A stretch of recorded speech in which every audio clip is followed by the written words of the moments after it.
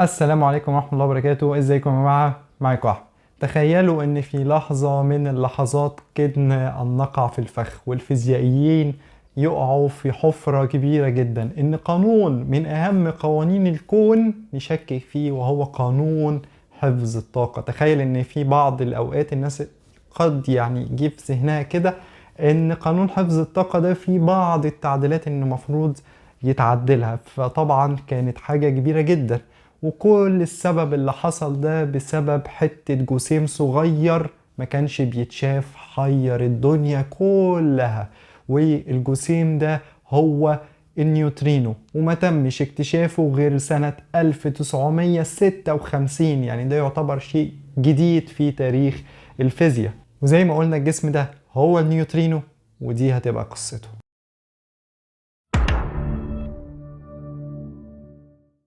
أثناء البيتا ديكي العلماء لاحظوا حاجة غريبة شوية. باختصار البيتا ديكي هو إن أنا لو أنا عندي نيوكلس، فالنيوكلس دي اتحللت أو حصل لها ديكي بالشكل الآتي، إن هي اتحولت لدوتر زائد إلكترون. تمام، ده كده البيتا ديكي. أثناء ما بيحصل تفاعل البيتا ديكي ده لاحظ العلماء شوية حاجات غريبة. إيه بقى هي؟ إن الإلكترون اللي خارج ده طاقته مش ثابتة. وتقول لي ايه المشكلة يعني لما تكون طاقته مش ثابتة؟ لا، دي مشكلة كبيرة جدا. ده معناه ان انا لما اجي اجمع مجموع الطاقة بعد التفاعل ومجموع الطاقة قبل التفاعل هلاقيهم مش قد بعض، وده هيؤدي الى كارثة. ايه الكارثة؟ قانون حفظ الطاقة، Energy Conservation. يعني ال Conservation Law of Energy بيقول لك ان الطاقة قبل التفاعل بتساوي الطاقة بعد التفاعل. يعني ايه؟ يعني مثلا لو قبل التفاعل الطاقة كانت ب5 ميف، يعني 5 ميجا الكترون فولت، فلازم بعد التفاعل تبقى برضو 5 ميجا الكترون فولت. ما ينفعش تبقى 5 والاقيها الناحية التانية بقت 4 و9، 4 و8، 3، 2.5. ده اللي العلماء شافوه، ان الناحية التانية انه بعد ما بيحصل عملية الديكي مرة يلاقوا الطاقة بقت 3.5، مرة يلاقوها بقت 3 و4، مرة يلاقوها 4، مرة يلاقوها 4.5. في فاريشن في الارقام، والفاريشن ده كان سببه طاقة الالكترون، ان طاقة الالكترون ما كانتش ثابتة. مرة طاقة الالكترون اللي خارج تبقى كبيرة، مرة طاقة الالكترون تبقى صغيرة. طب وبعدين يا جدعان، يعني هي الطاقة دي كبيرة ولا صغيرة؟ ايه الصح؟ فين الصح هنا؟ فده كان محير علماء كتير من الفيزياء، منهم بور، منهم كرامر، وعملوا بي كي اس سيري ان ممكن نظرية حفظ الطاقة ما تبقاش مظبوطة فيها بعض التعديلات، ولكن طبعا كلامهم ده ما كانش مظبوط، وحير ناس كتير قوي قوي قوي قوي. ان يا جدعان في حاجة بتحصل بتقول ان الانرجي نوت conserved. ده قانون مهم جدا. ازاي تقول لي ان الطاقة مش محفوظة؟ ازاي تقول لي ان احد اهم قوانين الكون في مشكلة؟ ده كده في حاجة غلط. يا اما احنا بنقيس غلط بقى، يا اما في مشكلة ما لازم نشوف لها حل. فضلت المشكلة دي موجودة لحد سنة 1930 لما جه باولي واقترح اقتراح. قال بصوا يا جدعان، فرق الطاقة اللي احنا ما بنشوفوش ده هنسميه جاي نتيجة جسيم. طب ايه الجسيم ده؟ قال لك الجسيم ده لا بيتشاف، ريست ماس انرجي بتاعته تقريبا تكون صفر، الجسم ده نيوترال لا يتأثر بالالكتريك فيلد. ايه ده بس كده؟ يعني انت هتقول ان في جسيم كده وخلاص؟ هو اي حاجة فاضية تروح يلا في جسيم، احنا نخترع جسيم عشان نسد الفراغ ده؟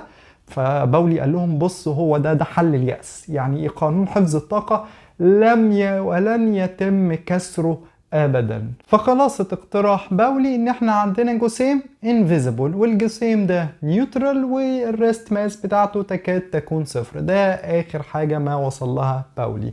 جه بعد كده ب4 سنين الايطالي انريكو فيرمي، وابتدى يعمل نظرية كاملة عن البيتا ديكي، وقال البيتا ديكي، واعترف فعلا ان فعلا في بارتكل، وقال لك هو البارتكل ده نيوترال، فهو شبه النيوترون بس اصغر من نيوترون، فيبقى بدل ما اقول عليه نيوترون اقول عليه نيوترينو بالايطالي، نيوترينو. ايه ده؟ طيب ايه بقى النيوترينو دي؟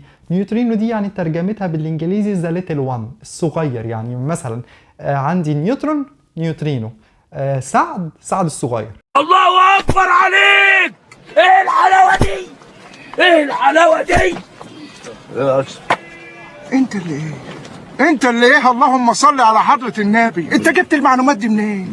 هو ده اقتراح وابتدى يعمل بقى نظرية البيتا ديكي قايمة على فكرة النيوترينو ده، وطلع معاه النتائج منطقية، وكل ده لا يخالف قوانين الفيزياء الأساسية اللي كلنا متفقين عليها، ومنها أهم قانون اللي هو قانون حفظ الطاقة. وابتدى بعد كده يقول يا جماعة بس في بعض المشاكل بقى يا بتوع الاكسبيرمنتال فيزيكس شوفوا حلها ايه هي. قال لك والله الجسيم ده ما بيتشافش. طيب كمان الجسيم ده لا يتفاعل مع المجال الكهربائي، يعني الجسيم ده شحنته نيوترال. كمان ماشي. الجسيم ده والله لو تفاعل مع حاجة فانتوا اعتبروا نسبة التفاعل دي تكاد تكون صفر. ليه؟ قال لك مثلا لو انا قدامي حيطة وجبت 20 مليون نيوترينو، فال20 مليون دول ممكن 4 يتفاعلوا والباقي كله مش هيتفاعل، يعني ويكلي انتراكتنج ايه بارتكل. بس الدنيا تمام، واطمنوا ان قانون حفظ الطاقه زي الفل وكل حاجه، والنظريه زي الفل ماشيه 100 فل و14. طب يا جماعه احنا نرصد الكلام ده ازاي؟ احنا كاكسبيرمنتال فيزيست ارصد انا الكلام ده ازاي؟ ما اعرفش بقى، اتصرف شوف هترصده ازاي. دي انا خلاص كده مهمتي كانت انتهت. ما ده حاجة عجيبة، يعني لازم تجيبوا الكلام لنفسيكوا يعني. وقال اثناء ما بيحصل عمليه البيتا ديكي النيوترينو ده بيتخلق مع الالكترون وهو بيتخلق، يعني الالكترون وهو بيتخلق كده وبيطلع النيوترينو ده بيطلع معاه. وسبب التفاعل بتاع البيتا ديكي قوة جديدة هو قال عليها الويك نيوكلير فورس، القوة النووية الضعيفة، ودي احدى القوى الاساسية اللي احنا عارفينها في الكون حاليا طبعا، بس وقتها ما كانش كده. بس حاليا دي احدى القوى الاساسيه اللي كلنا عارفينها مفيش فيها اي كلام. فبس اتصرفوا بقى، انا كده قلت لكم كل اللي عندي، ان الجسم ده انفيزبل والجسم ده اسمه نيوترينو، وان سبب تفاعل البيتا ديكي الويك نيوكلير فورس. اتصرفوا بقى يا بتوع الاكسبيرمنتال فيزيكس. وهنا كان قدامهم تحدي كبير جدا. انا عندي جسم ما بيتشافش، ويكلي انتراكتنج، نيوترال يعني ما بيتاثرش باي مجال كهربي ولا اي مجال مغناطيسي، فانت هعمل ايه؟ هي دي بقى كانت التشالنج اللي عند الناس الاكسبيرمنتال فيزيست، لحد ما جه كلايد كاون وفريدريك رينز وقالوا طيب بما ان احنا هناخد الكلام اللي قالوه قبل كده ان هو ويكلي انتراكتنج، فاحنا لازم ندور على سورس يكون مصدر كبير قوي منه عشان نعرف حتى هنعمل ايه. يعني اولا عايزين سورس ليه، يعني احنا عايزين نشوف سورس كده لمصدر هذه المشكله، وطبعا مش هيلاقوا احلى من المفاعلات النوويه نيوكلير رياكتورز. فقال لك خلاص احنا هنشوف بقى نيوكلير رياكتور كده ونروح نشتغل عنده ونشوف هنعمل ايه. الكلام ده ابتدى سنة 1956، وركز بقى معايا في التجربة العبقرية اللي طبعا خد جايزة نوبل عليها. التجربة العبقرية اللي بتثبت لك وتوريك هل النيوترينو موجود ولا لأ، وأثبتوه بطريقة أكثر عبقرية. يعني بصراحة تجربة من أحسن التجارب، فركز معايا في تفاصيلها قوي قوي قوي قوي. هما في البداية قالوا أنا إيه هو البيتا ديكي؟ البيتا ديكي تعال ناخد أبسط صورة ليه، إن أنا عندي نيوترون، فالنيوترون ده بيتحول لبروتون زائد الكترون زائد انتي نيوترينو، نعتبره نيوترينو. اوكي، يعني هو الانتي نيوترينو غير النيوترينو طبعا، بس يعني نعتبر الانتي نيوترينو ده هو النيوترينو في وقتهم الحالي، وده اللي احنا بندور عليه. ده الرياكشن بتاع البيتا ديكي. قال لك طب بص، لو انا جيت قلت ان انا عندي انتي نيوترينو او النيوترينو اللي بندور عليه تفاعل مع البروتون، فالمفروض يديني ايه طبقا للمعادله؟ المفروض يديني نيوترون زائد بوزيترون. طيب لو انا رصدت النيوترون والبوزيترون، اذا وجود الانتي نيوترينو هو حقيقه. يعني ايه؟ انا شفت الاوت برودكت، يعني انا شفت الاوت برودكت، يبقى الان برودكت اللي دخل صح، مش كده؟ دي كانت فكرتهم، ان احنا هنعمل رصد للانفرس للبيتا ديكي. مش هنعمل رصد للبيتا ديكي، لا احنا هنعمل انفرس بيتا ديكي، اللي هو هنرصد العكس. احنا هنشوف المخرج العكسي اللي خرج من بره ده، لو رصدناه يبقى احنا متأكدين ان في عندي انتي نيوترينو او ما يعرف باسم النيوترينو. طيب هنعمل الكلام ده ازاي؟ بص بقى العبقرية بتاعتهم. قال لك احنا هنجيب ديتكتور، الديتكتور ده هيكون فيه مية. كلام جميل وسليم. ليه يا جدعان فيه مية؟ قال لك لان المية دي هي مصدر غني من البروتونات، فاحنا عايزين الانتي نيوترينو اللي خارج من المفاعل النووي يتفاعل مع الميه البروتون عشان يخرج لي الاوت برودكت بتاعي اللي هو النيوترون والبوزيترون زي ما اتفقنا. تمام. قال لك وهندوب في شويه الميه دي كادميوم كلورايد يعني CdCl2. عايزين ندوب شويه كده كادميوم كلورايد. طب ليه؟ قال لك لان الكادميوم ده عنده الكروس سكشن بتاعته انه يعمل كابتشر للنيوترون عاليه، يعني كروس سكشن يعني احتماليه البروبابيليتي بتاعته عشان يقدر يعمل كابتشر للنيوترون اللي موجود بتبقى عاليه. فلما يعمل له كابتشر هنقدر ان احنا نرصد ان في فعلا نيوترون تم تكوينه.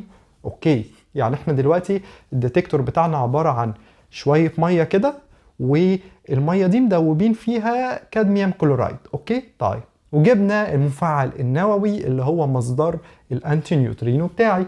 فالمفروض ان المعادله بتقول ان الانتي نيوترينو لما يتفاعل مع البروتون يخرج لي نيوترون زائد بوزيترون. طيب كويس قوي.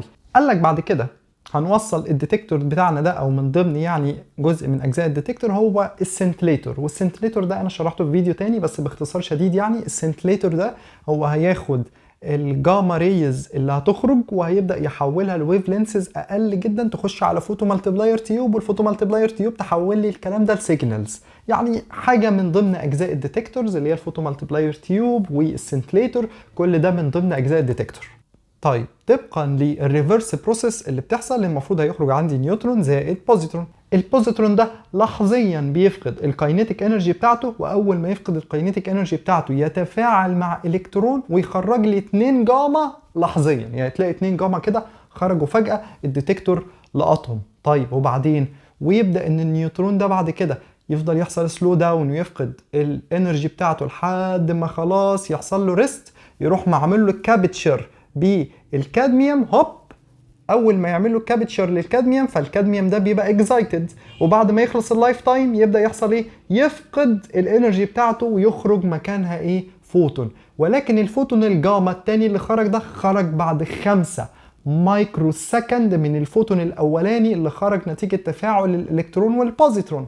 فاذا في 2 فوتونز هيظهروا فجاه على الشاشه. نبقى احنا قاعدين كده بنتفرج على الشاشه، هيظهر لي زي لمبتين كده نوروا، اللمبتين بينهم وبين بعض 5 مايكرو سكند. وكده ابقى انا اثبتت وجود الاولاني نتيجه البوزيترون والتاني نتيجه الايه؟ النيوترون. يبقى طالما الاوت برودكت اللي طلع معايا قدرت ارصده يبقى اللي دخل كان صح. يبقى يا جدعان في حاجه اسمها نيوترينو. انا ما شفتش النيوترينو نفسه ولكن انا استدلت عنه باللي خرج. اللي خرج ده انا ابتديت ان انا ارصده، فلما رصدت الحاجه اللي خرجت الاوت برودكت بتاعي اللي خرج اتاكدت ان الانر برودكت اللي انا فرضته في الاول صح. تقول لي طب ما ممكن العمليه اللي هم عملوها دي غلط؟ لا اكيد طبعا جربوها كذا مره. يعني هم اكيد مش هيعملوا الحاجه دي كده مره وخلاص. لا طبعا التجارب الاكسبيرمنت ما بيسيبوش حاجه وليده الصدفه. يعني بيبتدوا ان هم يجربوا كذا مره كتير جدا جدا جدا عشان يبتدي يقول لك ان النتيجه دي صح، مش من اول مره تحصل كده، ما يمكن في حاجه غلط في القياس. ودي كانت العبقريه في رصد النيوترينو. وده كده يعتبر الجزء الاولاني من فيديو البيتا ابسوربشن اللي هنبدا نتكلم عنه بقى اكتر. وعرفنا ان البيتا دي هي الالكترون اللي خارج، ونبدا بقى نشوف الالكترون اللي خارج ده بيتفاعل ازاي مع الماده. بس وانت عارف ان الالكترون اللي خارج ده مش خارج لوحده، ده خارج وفي ايده واحد كمان وهو النيوترينو او الانتي نيوترينو. فتخيل ان التجربه العبقريه هي عباره عن اشارتين، جاما فوريه كده بتحصل وجاما متاخره بعديها ب5 مايكرو سكند. ودي كانت حكايه جسيم ظهر عشان ينقذ قوانين الفيزياء اللي احنا كلنا عارفينها، وهو اهم قانون، قانون حفظ الطاقه. والحمد لله تم انقاذ القانون، او مش تم انقاذه يعني بعد 26 سنه تم اكتشاف النيوترينو اللي اكد لنا ان القانون ده صح. وفي النهايه تدعمني جدا لو عملت سبسكرايب للقناه ولايك لو الفيديو عجبك. وبس كده، السلام عليكم.